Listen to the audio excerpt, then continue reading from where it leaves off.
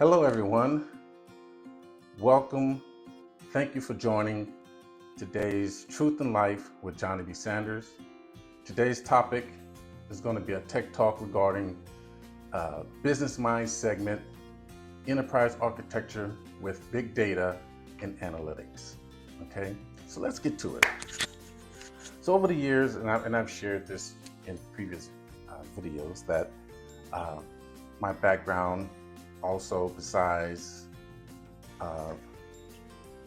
counseling and comforting and strategic thinking, it's been IT professional architectural studies, right?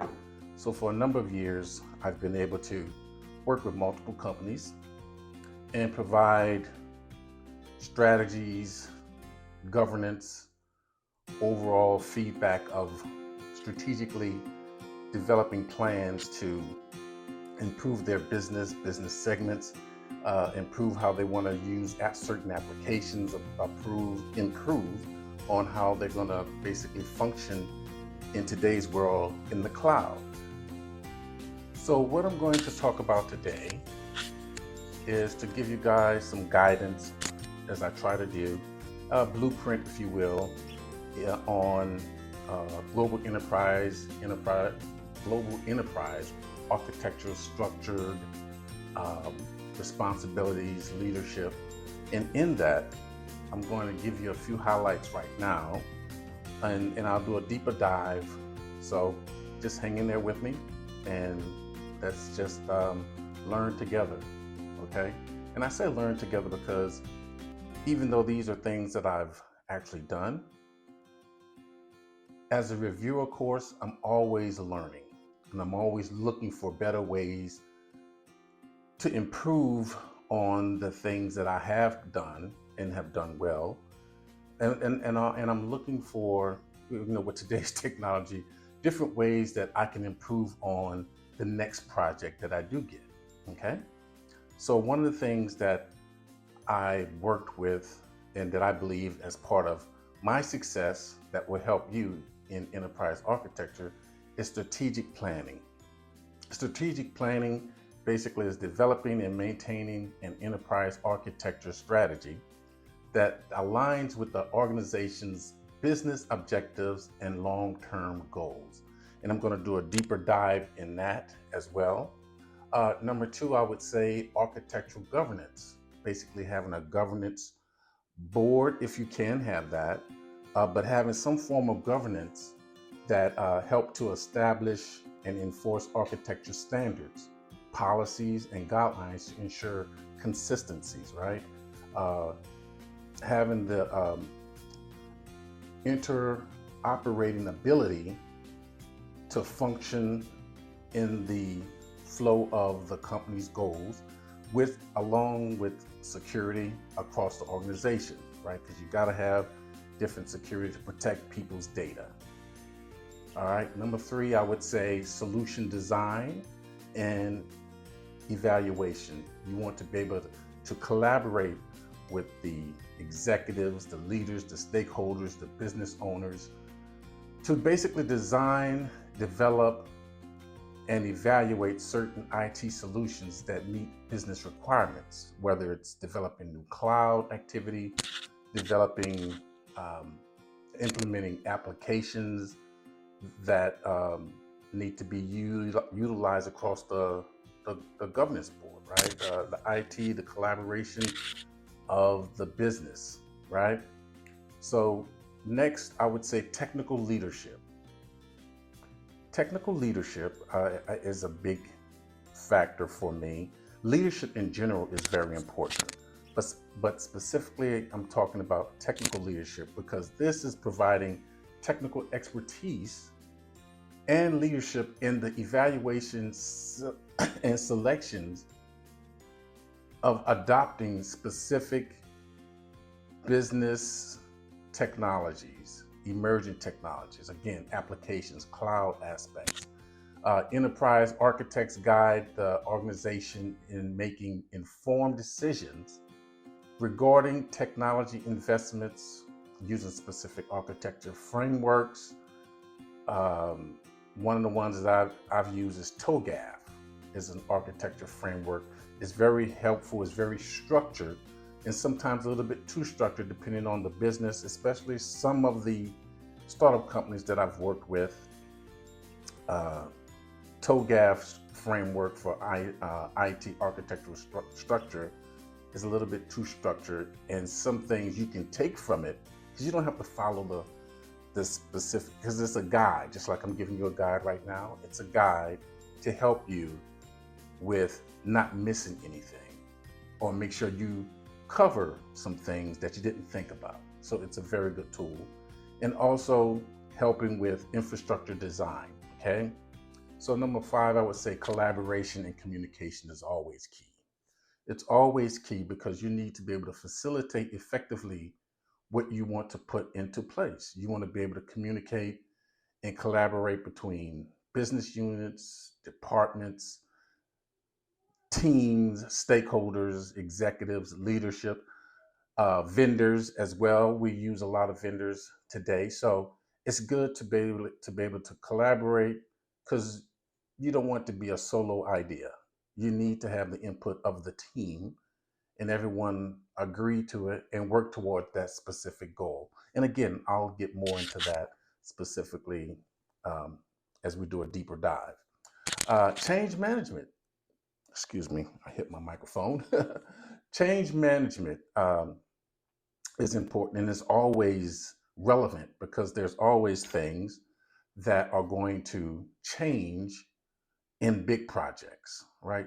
Even some small projects, but definitely in big projects. So change management basically helps you with assisting in managing the organizational change, having another eye or eyes, a set of eyes put in place to basically evaluate the impact of that particular technology change or governmental change or business change, whatever that was is going to affect the business process or systems or what has originally been um, conveyed to the stakeholders, right?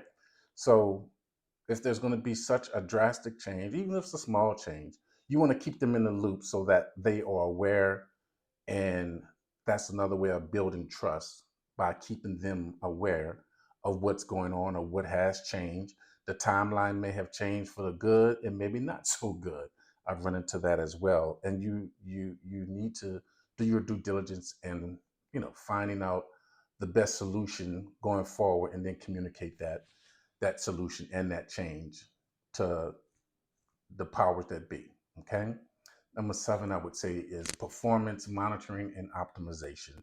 Monitoring the performance of specific architectural key performance indicators, identifying areas of improvement, recommending optimization strategies that is going to help the organization as a whole, trickling down to maybe a specific department, maybe a specific project, maybe a specific application. So there's tiers that will be monitored and need to be monitored for specific reasons, right?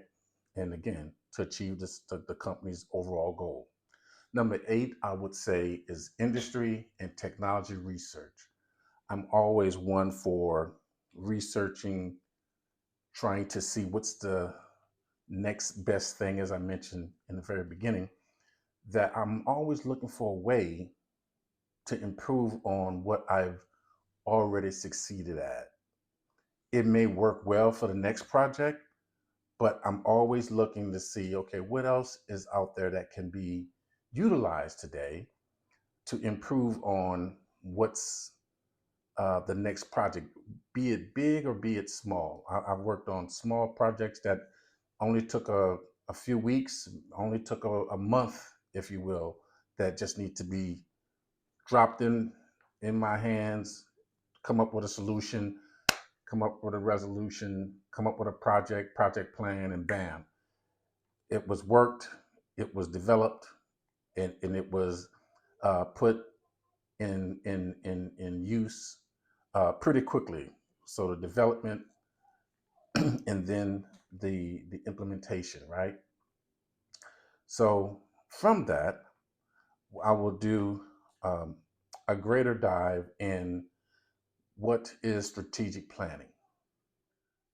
Okay, so let's go deeper dive into strategic planning. What is strategic planning? So, one question I would ask for any business that I would go into is like, does your business prepare for new development on a regular basis? New development could be new platform changes, going into the cloud, going into new development with applications. That's what have been a lot what I've worked with. So, how often, I would ask, does that particular business meet to basically organize a new strategic plan for new projects? So, I want to try to get an idea on how to see, number one, how important it is for them, how regularly do they do this as a practice or a principle. Because again, as I mentioned, from architectural governance, strategic planning is very important. I see the value in it, and in my experience, way too many businesses and leaders don't focus in on a good strategy plan for upcoming projects. In my experience, um, what I've seen businesses and organizations and departments do is fail at producing and presenting and carrying out what they started for as a good project. And the end results may be a failure in their eyes. And in my opinion, why did it fail? I'm going to look at why. What could have been done to prevent it from failing, right? So I did a little bit of research, and what I found is that 40% of business leaders spend less than 1 day a month to collaborate with other departments, other business team members, other executives, other stakeholders to find out what's the strategy plans for future projects. Some of them get a budget, they come up with an idea and say, hey, I want to do this, I want to implement this. Excuse me. Without even collaborating or interacting and getting the department that's going to be affected their opinion. They may not even want the product that this person basically wants to buy and put and implement, but I've seen it way too many times where they do this. And in my humble opinion, this explains why so many businesses fail to meet at least half of their strategic targets. And that's a proven fact. Statistically, facts have been shown and proven that this is actually taking place 2024. This is also um, a reason why I want to point out to why we as a country is lacking in our financial deficit in our struggling economy in today's times and network. You look at it across the board, companies are struggling. Even well-to-do million-dollar, billion-dollar companies, they're struggling to maintain what they normally have been able to work with. Thus, cutbacks, layoffs, trying to use short intervals to try to make up for what should be something that is a regular process, trying to use too many shortcuts. So the strategic planning, basically, if they use this process and these principles correctly, it should be a continual process within an organization that it can display and shore up existing knowledge of certain utilized, outlined projects that's already in place or future direction of the business, right? It involves identifying and prioritizing objectives that will basically benefit and have distributing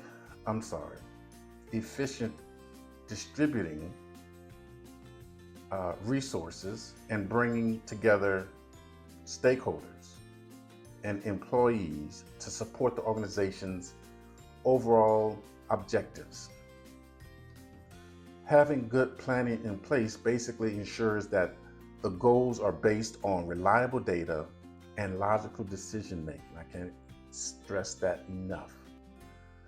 This will also enhance the organization's chances of success.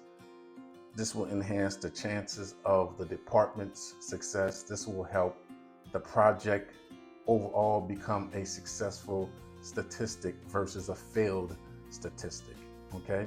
It's crucial to emphasize that strategic strategies and planning isn't a single event, but rather a continuous journey. So instead of so many shortcuts, let's just figure it out as a hot potato. As you know, a hot potato in the hand gets tossed until it cools down. That person that is able to hold it with the thicker skin may be able to hold it longer. But look how many hands it has gone through before it was able to stick.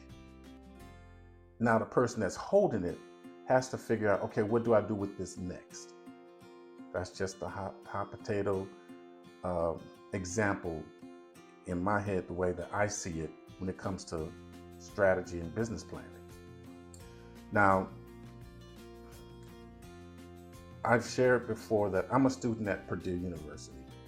In my recent studies at Purdue University, we study a lot of Harvard Business Scholar studies and processes and teachings, right? So I was able to research this specific project, which was a disruptive strategy by Harvard Business School professor Clayton Christensen, okay? He was able to share how 93% of successful business founders who graduated from Harvard Business School adjusted once they were able to enter into the workplace, into corporate America. Once they were able to see how they function, they had to adjust from what their business schools and studies showed them. This is how to do business strategies. They changed their initial strategic plans as they progress in the workforce, right? So why did that happen? Because what they studied and learned in school didn't just line up in business worlds of corporate America the way that it lined up in school. So the good thing and the smart thing is these particular students that graduated were able to recognize what they were experiencing in real life, real work environment, and were able to adapt, keep some of the structure, but adapt so that they could continuously plan and ensure that the company's goals were based on reliable data. I can't stress that enough. Reliable data and logical decision making.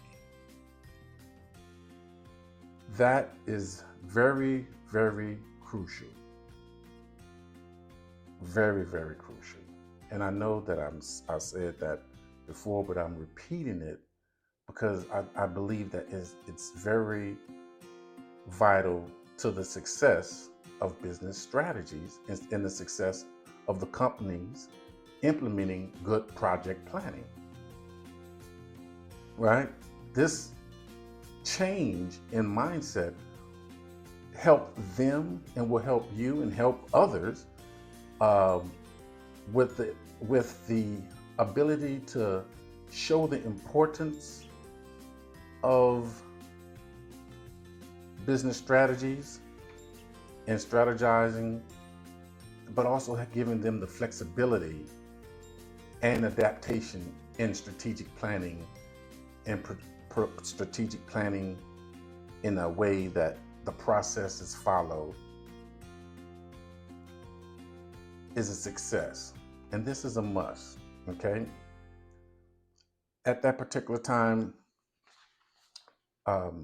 Professor Christensen suggested that many people perceive strategy as a singular occurrence. Unfortunately, in the real world of business, this is not the reality. Strategic planning is an ongoing, dynamic process which should be visited at least every month in the corporate world in planning.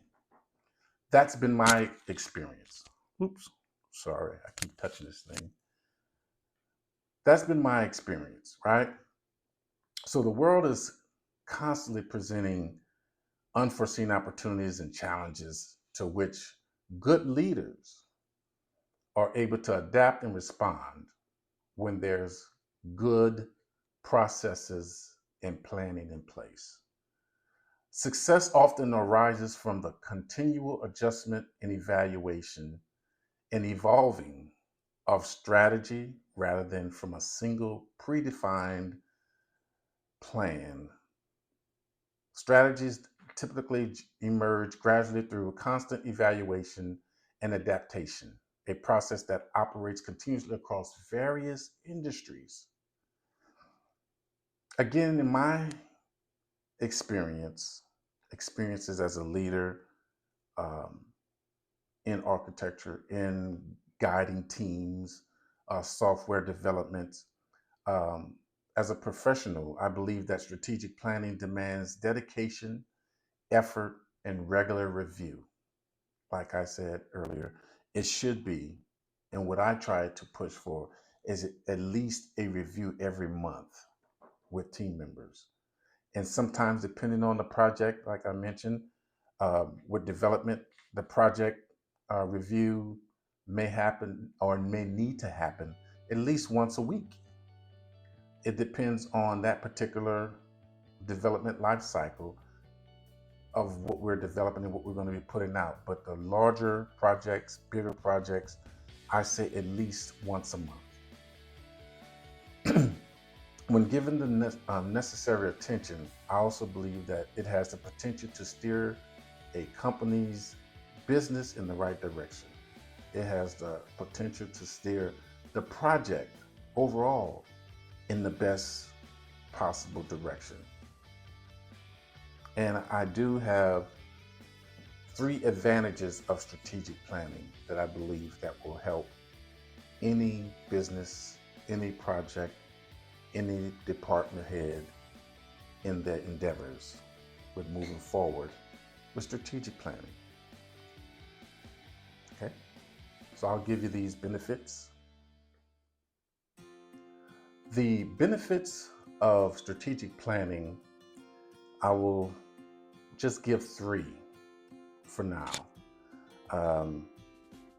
These are 3 that I feel that are, I would say, my top 3 to help a business, an organization, a department, if you will, to be able to plan, develop, produce, and deploy good projects into place, right? Into production.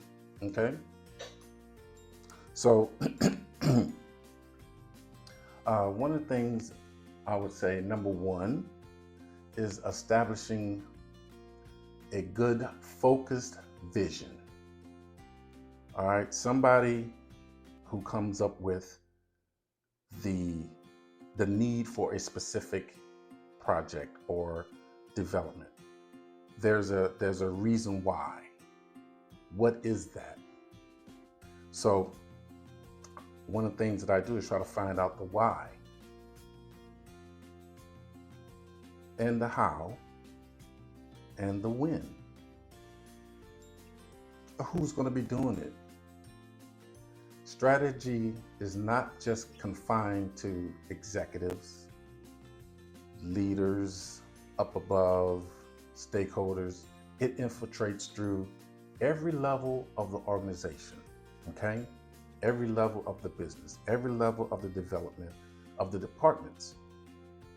Well, that's one of the things that I learned early on working with Fortune 500 companies. It starts at the top, but good leaders communicate this information, that it trickles down so that everybody, even in these large companies, are working on the same page and they're not working in silos.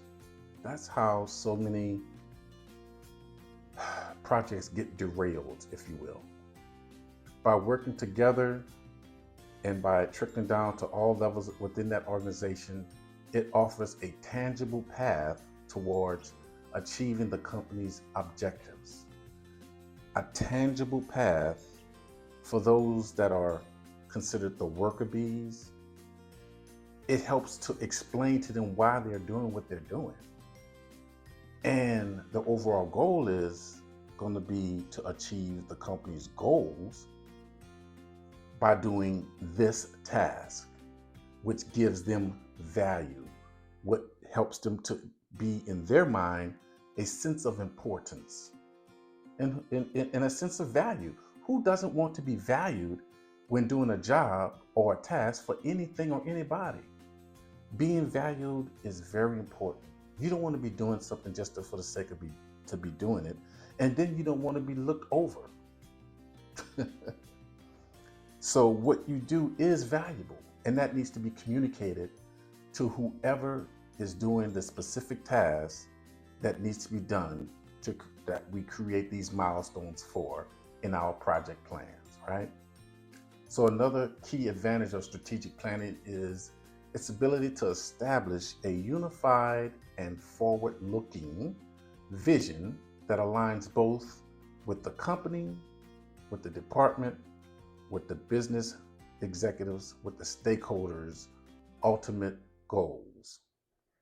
By ensuring that everyone understands the company's goals, the rationale behind each one of the goals, each one of the projects, helps that individual doing a specific task, doing a specific role, helps to achieve great accomplishment because they have a better feeling, they have a better awareness, better understanding of the strategic plan that has been fostered and heightened and delivered throughout to give everyone that is working on or touching a specific part of the project a great sense of value and accountability across the organization.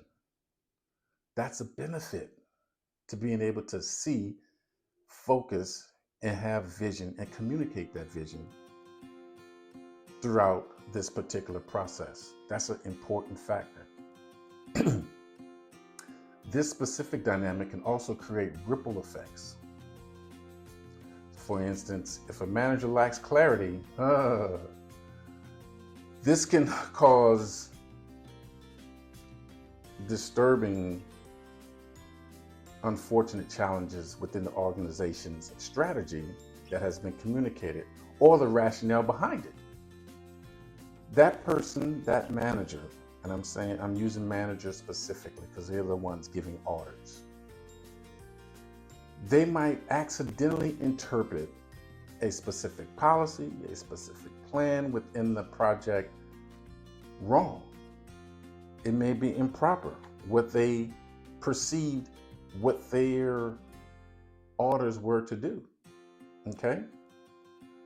If they receive improper data, this makes them give improper, incorrect decision-making instructions to the team.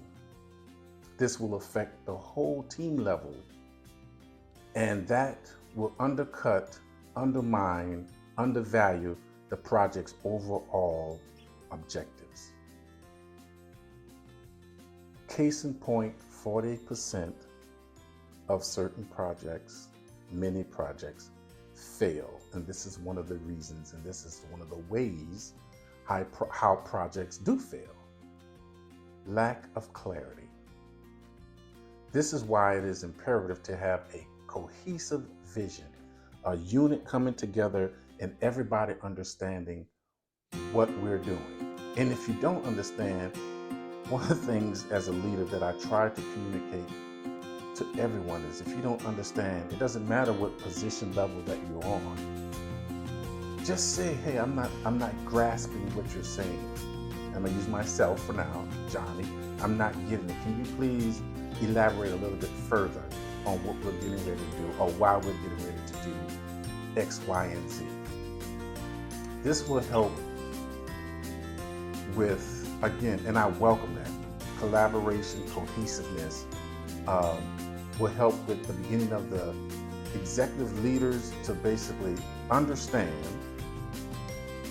and I'm using executive leaders because I need them, and again, using my past experience, I need them to be on board what I'm presenting and why I'm requesting what I'm requesting in this particular project. Once they get a good understanding and they see the benefits of it, then, in my experience, the executive leaderships and the team rallied behind me, that I was able to go forth and generate and produce, develop good projects, good products, good software, good applications for that particular company. Does that make sense? I hope so. Okay, I hope so. This will benefit all members of the organization if everyone is on the same page. Everyone that's involved with the projects that I've been a part of was able to basically move forward and have confidence in what the assignments were, what the alignments were, and basically the action plan that was put in place was able to be carried out with an accurate strategic direction. That's very important. It wasn't a lack of clarity. When I leave the meeting, I want to make sure that everyone that was there has a clear understanding. And another thing that I do is take good notes. So I take my own minutes and I distribute them to everyone that was involved or needed to be involved in the project going forward. And I've always had team members, once I sent the minutes and once I sent the notes, oh, that's what you meant. Oh, now I get what you were saying. Oh, because let's face it, we all learn differently. We all listen and hear differently. Once we're able to get a grasp, even reading it, I've also had them come back, hey, Johnny, if you have a few minutes, I have a question on bullet point number 12. What did you mean when you said this, that, and so on? And I was like, oh, great, because I try to keep my notes and my minutes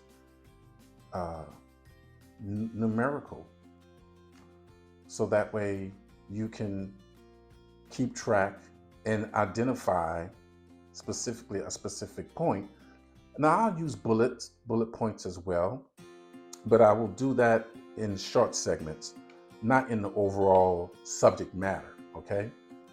I try to have it numerically quantified so you can easily identify where the issue or where the next subject matter or where the next milestone is going to take place. And if you have questions, you can come back to it pretty easily. So I said I was going to give you 3 benefits of strategic planning. So number 2, excuse me. Number 2, highlighting biases and flaws that bring attention to tendencies, that is something that I try to identify pretty quickly and remove from myself, because I will do research and find new software and be like, oh, this is going to be great. This is something that will benefit the company. This is something that will benefit and make that application rock. However, in my experience, what may be a good application or a good idea, after doing further researching, I found out that this one application that may be a little dated and antiquated is also utilized by other departments and is a dependent application, especially legacy applications. They are dependent on other applications to function and flow so they can get their data, right?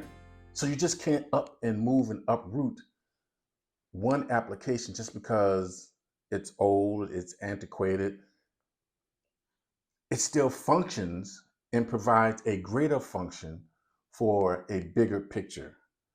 And when doing that, that's when you have to have patience and do good research and do good collaboration and communicate and reach out to others that this application may affect. Okay? So naturally, people may carry certain biases, behaviors based on their previous experiences. When I was a novice, I had to learn this and get this experience and understanding pretty quickly, because everybody didn't come from the same background, same culture, the same schooling, the same study habits that I did. This is why it is a good practice to engage into strategic planning on a regular basis, because this helps people to become compelled to evaluate each project or plan or plans with a tad bit of scrutiny and justify each decision while supporting it with data, projections, use cases, and or study cases. This approach, in my opinion, in my experience, basically helped counteract anyone's initial cognitive thoughts by promoting a more objective decision making process, right? So I would have a core collaboration team or meeting so that they would help. If I'm leading the project, leading the meeting and coming up with a strategic plan to help me to prevent me from certain biases, um, or favoritism over a specific project or a specific application or a specific hardware or a specific cloud or a specific vendor, um, that I'm favoring just because I have certain information. No, I share that, I give that information, and I learn. Like I said, I'm always looking for an opportunity to learn from others in the room, others on the Zoom call, others doing virtual meetings and conferences.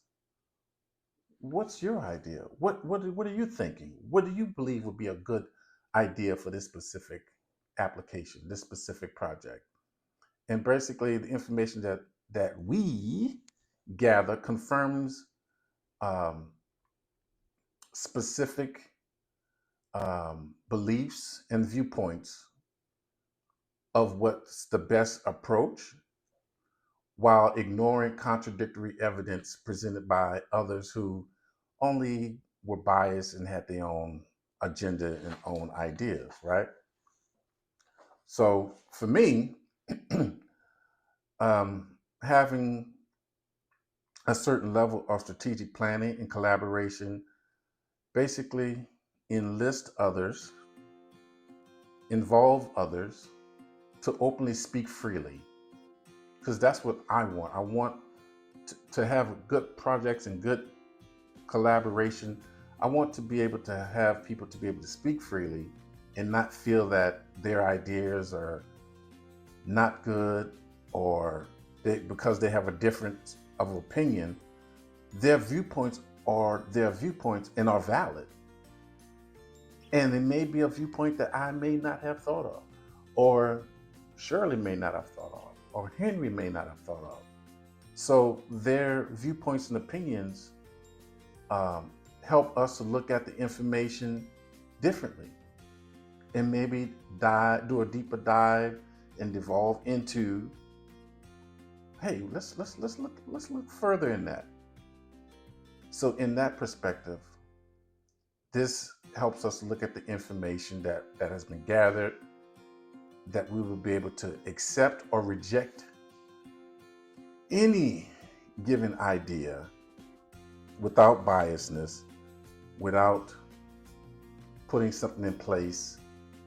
The reason for the key words I'm using here, without biasness, is that we don't put something in place that is going to cause further damage. It's going to be a further headache to basically manage, control, update, utilize, anything that is going to cause us some negativity towards utilizing a specific application. We want to remove these particular biases, and this is one of the benefits of having a strategic planning meeting and plan put in place on a regular basis to avoid pitfalls like this. Okay, number three, monitoring the progress based on strategic goals involves regular assessing or assessments. Monitoring the progress is the key phrase that I want to specifically focus on. In my professional career, myself and others and other leaders have used a top-down approach to monitoring progress by using key performance indicators, okay? And their key performance indicators, in short, is KPIs. One way we were able to determine the KPIs was by reviewing the company's strategy. Got to have that in mind first. And outlining its objectives. So once we understand the company's strategies, what I try to do, again, using minutes, bullet points, numerical equations, to basically format in a way what these strategies and outlining them with a clear objective, okay? Also, what I would do with the executive team members, with the project planning, keeping in mind that we were able to establish key performance indicators at the organizational level, right? So these goals basically could be cascaded down to business units, to business departments, to business team members, individual employees, and whoever else that are involved. So I try to keep everybody in mind when coming up with these processes and establishments, so that way everyone is aware they're involved and they can basically be a part of the project in the way that keeps them valuable, as I've mentioned before, right? having this type of alignment with everyone involved ensures that every level of the organization was synchronized, collaborated with, joined together, and was able to have people contribute positively and achieving the company's KPIs and overall performance with the projects that we have put in place. Once the goals have been established and the strategic plans have been founded, then different task assignments could be assigned and facilitated.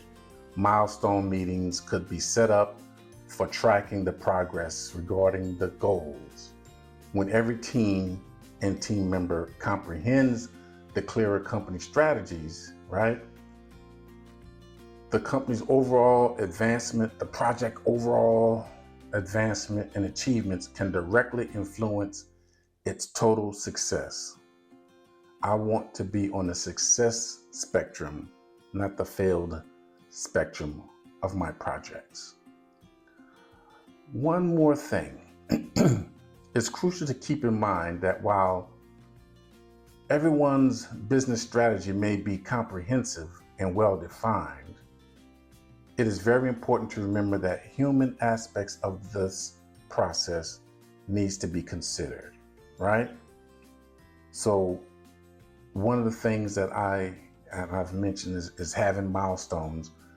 I try my best, even if that particular project doesn't call for it, even if that particular department doesn't call for it, I set up my own development life cycle where I'm going to do an analysis of specific projects, applications, business platforms.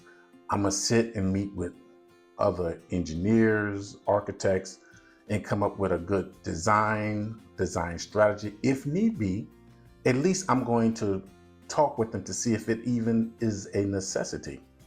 If development is needed, great. We'll talk with the developers, come up with a development plan, timelines, and always before putting something in production, I have a testing process where I have some QA, quality assessment testers, basically test the application, test the product, make sure it's functioning the way that we presume, design this particular application, particular platform to function, right? So that testing would take place, and then there's going to be a time limit where it's going to be deployed.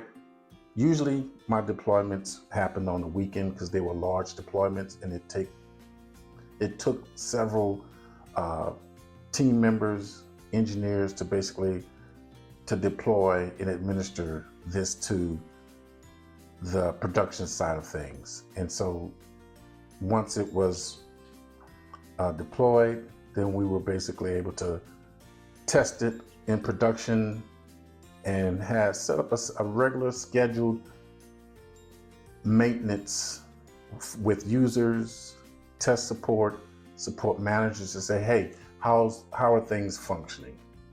You don't want to just put something in place and leave that department hanging. That's bad. And that's something that I've never done. So that's part of my regiment with strategic planning. So with strategic planning, remember, and I talked about the human element. That's my mindset from a human professional IT person. Every plan that I put in place should have the flexibility and the adaptability for implementation, deployment to be put in place within the time frame, an acceptable time frame. It may be sooner and it may have to be extended. And in those times, I've communicated that to the business, the executives, my leaders, my management team and staff, up to the stakeholders. So they would have a good, clear understanding of, hey, again, what is taking place and the reason why the delay is taking place. And I always had a legitimate reason in those particular cases. And we were able to continuously follow and flow. Now, for me, one of the standard things that I do is give myself and the team a buffer. And that buffer is me planning out a little bit.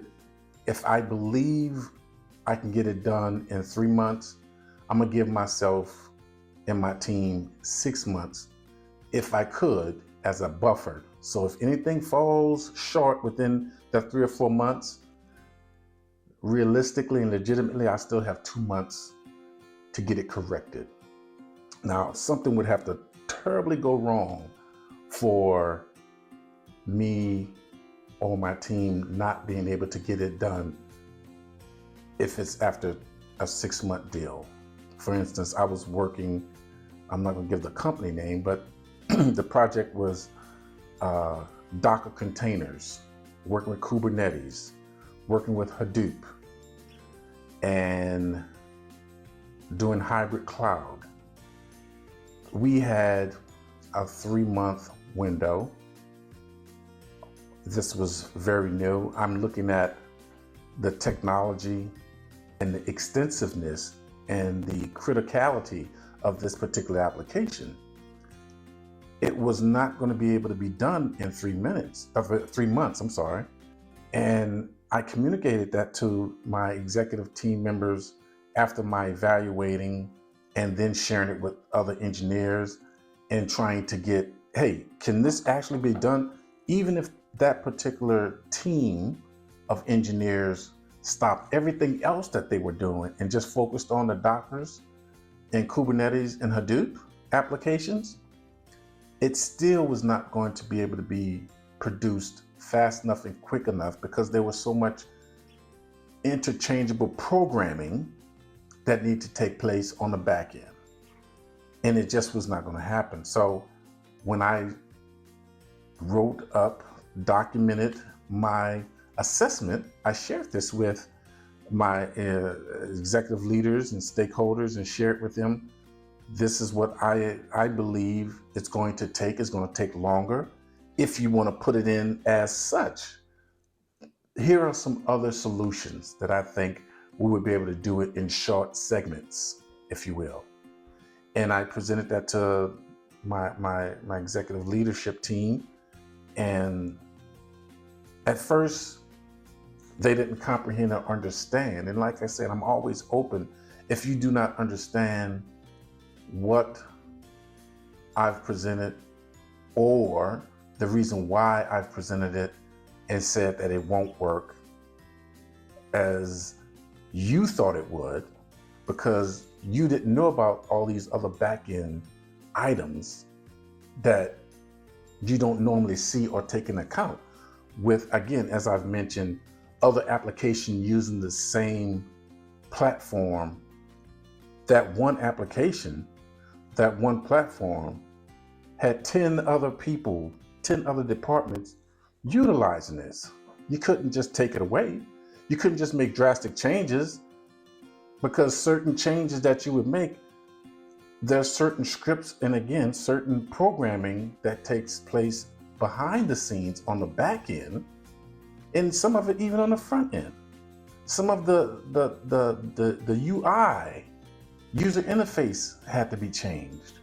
So you couldn't just take it and implement a new project or implement Docker containers and Kubernetes. If you know any of these particular programs, you know they are very sophisticated big data platforms. And it takes more time than 3 months, okay? And I explained that and showed them that, and they finally were able to get it and understand. And we started doing certain things in certain short segments to make the project still valuable and viable, to continuously moving forward with it, okay? So in that, I started utilizing, I brought up a specific plan, which was governance and architectural governance. And so what I want to share with them is the importance of architectural governance. And I'll share that with you guys right now.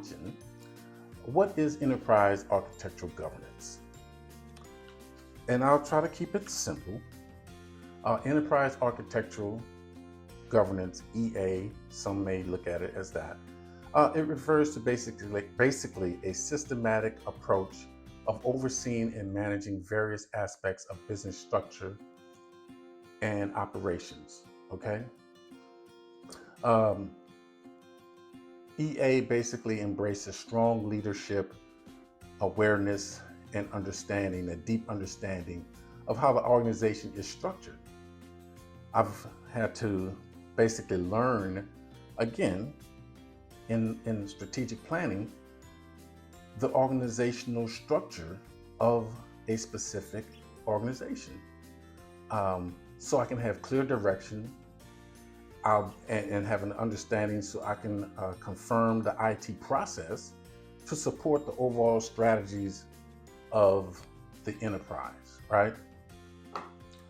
So to put it simply, the main goal of enterprise architecture governance is to bring together the different architectural needs of a company, of a department, to generate clear rules and standards that ensure the organization's overall goals are met and are equivalent to the organization's actual business needs. Because you don't want to be doing something, wasting time, wasting money, and the business doesn't need it. And that's what I was sharing with before, of collaborating and getting an understanding of what the business need and not just putting something in place because it's a good idea. No, don't do that. I've worked in places and I've worked with people that have done that, and I've had to be the salt in the wound, or the cough medicine or the antibiotic to say, no, that's not gonna work. By you doing this, you're hurting them. This is not going to help them. If you do this, this is going to help and solve the problem, okay? The overall details that make up the rules of technical and business laws provide structure in which organizations can basically successfully generate wealth. The business can develop and implement a product that is successful for them to use. The enterprise architecture governance basically play a serious, crucial role in implementing and sustaining business strategies, right? So the EA actively helps the IT leaders that are involved, help them to keep making the right decisions, the right plans, and plans that are aligned with their practical and authenticities of good products and contribute to the success of that particular organization and that particular department. And I'm going organization, department specifically because it's important, and to get people to understand that it's not just the top, it's not just the middle, it's whatever level that you're on, you're important, you have value. It is necessary for everyone to be on the same page so they can rock together the implementation of the project, because that's what we're in it for. We want to go to work and succeed at whatever big or small project that we're working on. All right, that's it. That is it. One of the things that I've recognized in my different projects and enterprise architectural governance awareness of key elements of that particular department, IT department, modern data stack, right? Of which was basically providing the modern ones provided a seamless experience for all users.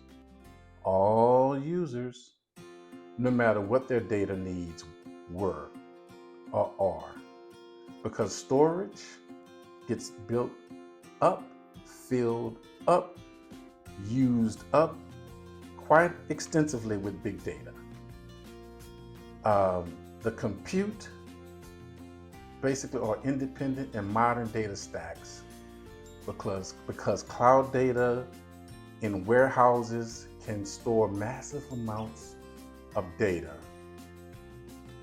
The good news is the cloud warehouses can store this data for cheap compared to bare metal, just old school computer data, terabytes and petabytes of data storage.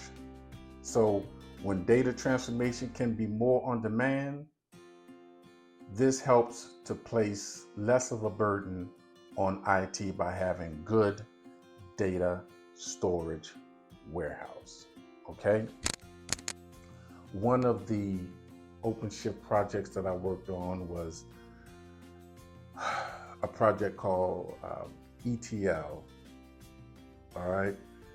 ETL is a process basically where you would have a relational database, a SQL database, flat files that would do extractions. The simple term with those particular database housed files, it would get it would be on a timer to do batch files.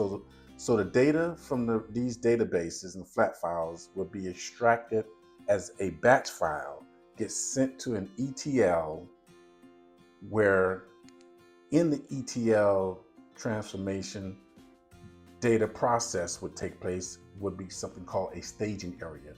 In the staging area would be transformation of that particular data, where it would be put in a format to where these different batch files coming from different databases would be able to be read into one common batch file, where it would go to the data warehouse, where users could go and basically extract the data from this data warehouse, where they call it loading, right? So here is where, and this is just a quick, simple, easy format of where data could also come from and be utilized. In that, big data is evolved around Hadoop, and big data is around mobile applications. So what I would like to do now is just give you a quick overview, because I know I've been talking a lot and you guys have been with me. Yay. I'll share an overview with Hadoop and mobile phone and data analytics, and we'll do a deeper dive at another time. So now we're going to get into using big data as a Hadoop program, okay, for our further discussion on enterprise architecture using big data and analytics, okay? One of the projects and platforms that I've used for a specific company was Hadoop. Okay, Hadoop is is is is is a platform where it's used for big data to be able to disperse and store and utilize data across a company's platform. And one of the things that I'm going to discuss and show you is how Hadoop is being also utilized with our smartphones. Okay, so um, core Hadoop ecosystem, it consists of something called Apache Ambry. Okay, you will have also Apache Pig. You will have something called Hive. You will have something called Zookeeper. Okay, MapReduced, Tez, Spark, Yarn, Hadoop HDFS, which is Hadoop Distributed File System. It's basically used as a file system to distribute within the system to run on specific commodity hardware. Now, um, you will also have something called data ingestion, which uses Scoop, Flume, Kafka. Okay, all big data attributes and components. Also, you within the ecosystem of Hadoop is something called MySQL, Cassandra, and Mongo database, and we'll get a little bit into that as well.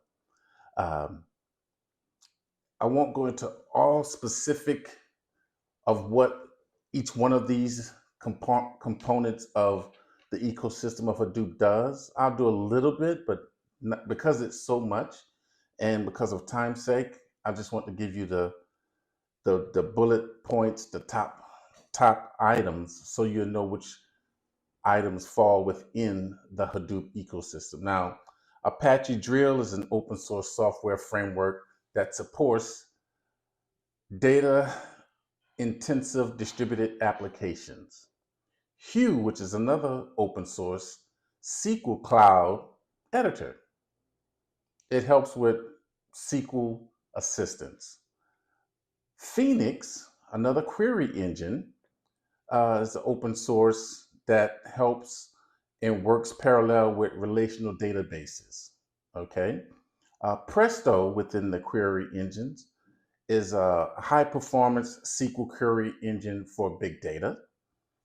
Zeppelin is an open based notebook, and this basically helps enables the interactive data analytics within the query engines of the Hadoop ecosystem. Now, one of the projects that I worked on, I'll give you a somewhat of a brief synopsis of what that entailed. Okay, so within the framework, this is a Hadoop high level architecture guide. So there's a client program that basically gets the data and distributes this data to a job seeker. The job seeker basically is assigned specific tasks tracking, and it coordinates map and reduce phases. Okay, I mentioned map reduce within the ecosystem of Hadoop ecosystem. It provides job progress and info. So once a job is submitted, the job will come as a DFS input files. So it will, depending on how many you have set up, they will have something called split files. And the number of those split files will be put into an import format that will go in map, RAM, partition combine. That will be also work within the confines of the task tracker, which will have several regions set up to that, according to the data, will go into that specific region. So however many regions you have set up, you have that specific data to go into that region that will, once it goes there, will reach an extended Apache Hadoop writable file, which is within the task tracker. So that input DFS file now becomes an output DFS file, okay? And this will become a cycle that within the task tracker, once it goes again to, let's say region 1, we'll get it, go to the task tracker. Region 2 will go to a task tracker. It reads the data, then it will sort, use map reduce to put an output correction file, which will produce another DFS output file. And this is a reduce phase within Hadoop, okay? That's the quick version of a guide of what happens when the data comes within Hadoop using MapReduce to distribute to the specific databases and regions. So with Hadoop, that is one of the projects that I worked on that I was able to basically provide input within that specific project, give guidance, provide enterprise architecture governance, and provided enterprise architecture diagrams, designs for executive leadership and management and our engineers to basically have a visual of what was going to take place and how it's going to be utilized.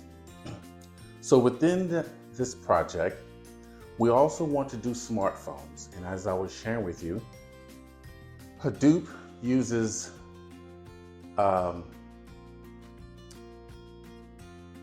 the ability to have the smartphone, and I would say that it's the framework that supported the big data in our phone design and usage, okay? So with the smartphone design, research, and information, what I found was a way to be able to do architectural design for this, provide this for our team members, and help them be able to see that the smartphone usage was basically going to be an outline of what we were going to do. And so in the research, in the studies, and providing this outline, of course, the discovery is how there's an immense amount of data that is generated by smartphones. We, of course, use the internet, and this particular item showed us this falls in the category of big data, okay? So with big data, with smartphones, in my research, what I've found and what I discovered from others and what others have utilized is something across the board is the 5 V's, okay? And I'm trying to gather my thoughts and remember. They may not be in the same order, but you'll get the gist of it. So with the 5 V's, there's something called veracity, velocity, variety, volume, and of course, the value of the data, okay? The example of, let's say for instance, healthcare data and utilizing that. I worked on a project where with the healthcare development where we use smartphones and iPads. And so I had to illustrate the 5 V's in a specific concept that can be utilized. Additionally, I had to explain how big data would be stored and processed using the framework Hadoop, helping the other engineers and the team members focus on specific data distributed storage systems, and how it would work parallel when it would be processed. Okay. I basically had to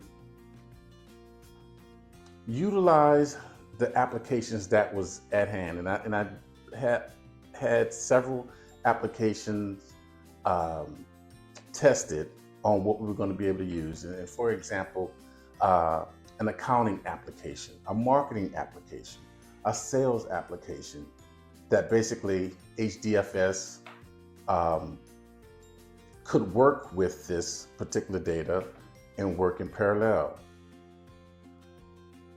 Initially, it failed because we need to add something else called MapReduce, where it could work in parallel. And this helped create a simple process and technique that Hadoop could basically use within its own framework. So basically, I had to learn how to use it and set it up so it worked parallel within the system that Hadoop uses in the ecosystem is what I'm talking about for Hadoop, okay? So the incorrect statement about Hadoop's distributed file system, that HDFS performs parallel processing of data, it doesn't. It performs parallel data using MapReduce, okay? That was the learning items that I had to learn. So for future impact for the big data, I documented it, provided certain avenues and applications on how did it work, and doing this helped the engineers, the management team, to see how it would function so they can make the proper decision with how it's going to improve using the smartphone, make it efficient, and have it going across the different sectors and departments within the company, right? So once I was able to get that done, I presented another function that with the mobile architecture that, okay, so this is how the data is going to go into Hadoop framework and be utilized, because a lot of data is coming, right? So now what we want to do was present an application.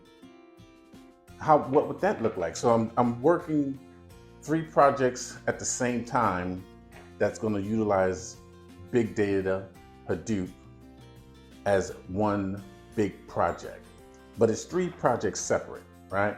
So in this particular development, I helped to put together architecture that would basically lay out the presentation view.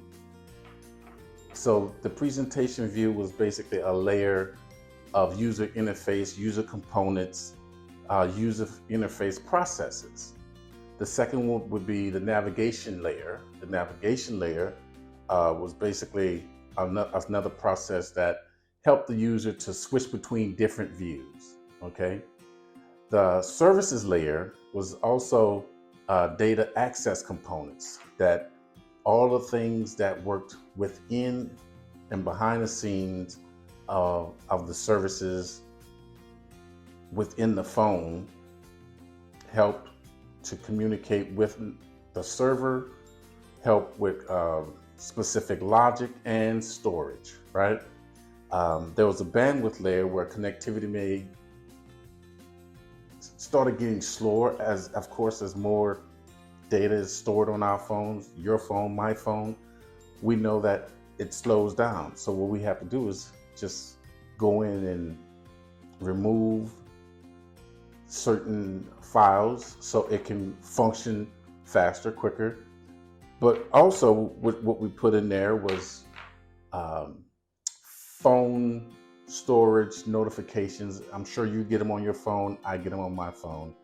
And that helps us to be aware of what was going to be taking place with utilizing the phone at its best peak capacity.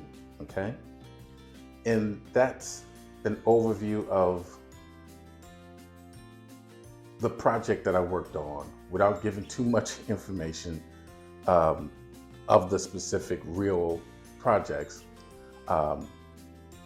That was one of the things that I was able to do and perform and have it done successfully. And I would say also, one of the things that helped me with these big projects, complex projects, critical application projects is taking the time to listen to the business, listen to the actual need when laid out from leadership, management, executives, and ask different questions. And the listening part, instead of coming in thinking, well, I've done this type of project, I've done this type of project, and I've done this type of project, so I know what to do. No, in my approach, I take each project, each company, each client with a clean slate. I know nothing. So tell me what you want. Share with me what you've tried to accomplish or what you're trying to accomplish. Tell me the type of application, processes, frameworks that you're using currently, okay? So that I may be able to get a grasp and understand, what if you're not using Hadoop? What if you're just using Microsoft specific application and tools? Then I need to work with what you currently have, if that's something that you've already purchased, and try to figure out what's the best resolution to approach solving or producing or developing what you want to have developed. And what I believe so many developers, management, engineers don't really take the time to listen. And before you get on me and say, oh, wow, listen, I'm just talking about my experience where I've walked in and have basically as a newbie and say, hey, what's going on? What's the project? And literally, I'll have two individuals sitting side by side and have two different explanations when they're trying to communicate to me of what they really want to do. And I don't judge or criticize, but I already know that somebody was not listening and somebody had their own agenda, mindset, objective of what they want to accomplish or how they want to go about doing something, okay? So I try to implement listening and have a clear definition of what the project is, and I communicate to them at the time of what I believe I hear them saying, and then we move forward with the project, and I'll go back and do a deeper dive and put some diagrams and architecture together and explain what and why I came up with this particular architecture. And once we come with a good agreement and assessment of it, then I would share it with the powers that be and say, hey, this is what the team have come up with. And this is what we believe will help your project, your development become a successful one. Okay? Thank you. Thank you for watching Truth in Life with Johnnie B. Sanders. This has been a tech talk to help businesses around the globe. Don't forget to click on the like and subscribe and continue watching our channel for future business tips, enlightenment in our life's journey. Be blessed.